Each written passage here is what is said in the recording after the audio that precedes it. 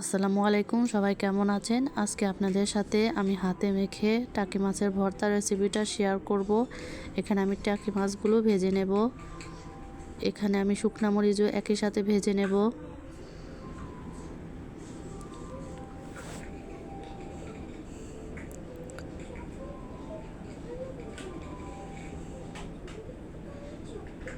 আমি এখানে শুকনা মরিচ, লবণ, পেঁয়াজ একসাথে ভালো মতো মেখে নেব।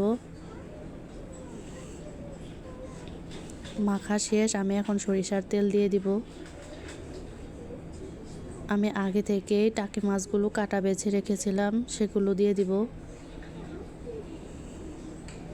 ভালো মতো মেখে নেব। আমার ভর্তাটা রেডি।